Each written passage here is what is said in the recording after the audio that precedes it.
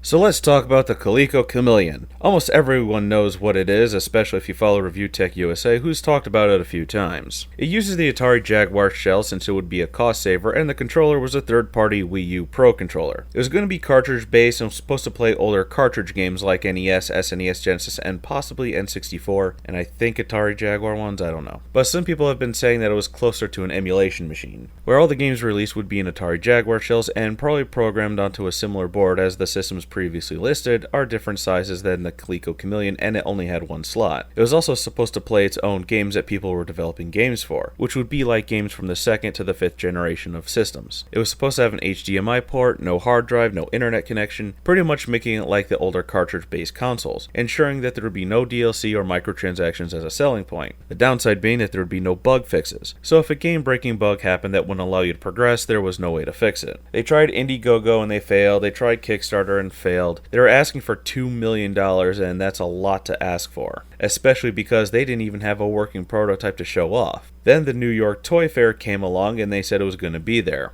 The pictures that were taken showed the controllers hardwired into the motherboard, and they were NES and I think SNES controllers. And there was a square block wrapped in electrical tape protruding from the back, and even the back of the console looked suspicious. Turns out they took the insides of an SNES 101, or SNES Junior, or SNES Model 2, whatever you want to call it, and shoved it into an Atari Jaguar shell and wrapped the back of it with electrical tape. As looking at the back of the prototype Coleco Chameleon, it's using the proprietary SNES AV cables, and the port for the power supply is in the exact same spot. Mike Kennedy got word of Review Tech USA pointing this out and threatened to flag his videos down. He also wanted YouTuber Thomas Barnhart to make videos of it, but on 2 occasions failed to deliver a working prototype. Then asked him to record voiceovers for existing footage of the console and said no, because it could be misused. Barnhart asked Kennedy to come onto his show and talk about it, which Kennedy turned down. One of the key people, David Giltonen, backed away from the project due to the controversy, and said that Kennedy felt rushed to deliver something for the Toy Fair and that his decision to do so sparked more controversy than he wanted. When this was pointed out, the Retro VGS company,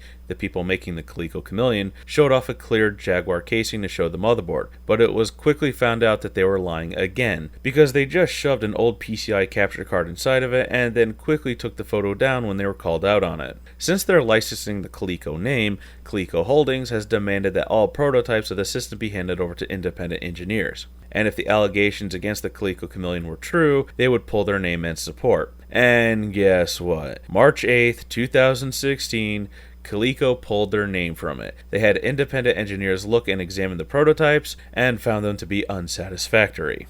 I actually wonder what the engineers uncovered. Was it just a hollow Atari Jaguar or the actual SNES 101 motherboard inside of it? I am really curious to know what they found. Granted, this isn't the first time something like this has happened. Remember the Phantom, advertised as a revolutionary gaming system that would play PC games that would download them from the internet? Essentially, the Phantom is what the Steam machines are right now. I think they were just ahead of their time, but they did have a working prototype of their Phantom gaming system. And while that idea never came to fruition for them, they did make a neat looking mouse and keyboard combo. So with Coleco Holdings pulling their name from the project, that's probably the end of it. They've been caught with their hand in the cookie jar and are about to get the proverbial spanking. Now, the idea for a new cartridge-based home console that would play the older cartridge games is nothing new. Just look at the Hyperkin Retron or Retro N3. It has 3 slots, one for NES, SNES, and Genesis games. There's even a Retro 5 that includes the whole Game Boy, Game Boy Color, Game Boy Advance lineup, Famicom, Super Famicom, and Mega Drive, allowing you to play imports. But to make new cartridge-based games isn't really new either, because Nintendo's been doing it for years with their portable systems. But the Coleco Chameleon is unfortunately a good idea on paper type of thing. I'm assuming that the cartridges would use flash memory, and flash memory is more expensive than optical-based formats like CDs, or even digital downloads where there's nothing physical needed. But it's redundant because you could either A, play your old systems and games if you still have them, as they probably still work, except for maybe the NES due to inserting and pushing down the cartridge caused damage to the cartridge. B, play on a clone system like the Retro N. C, just emulate them on whatever you have available to you.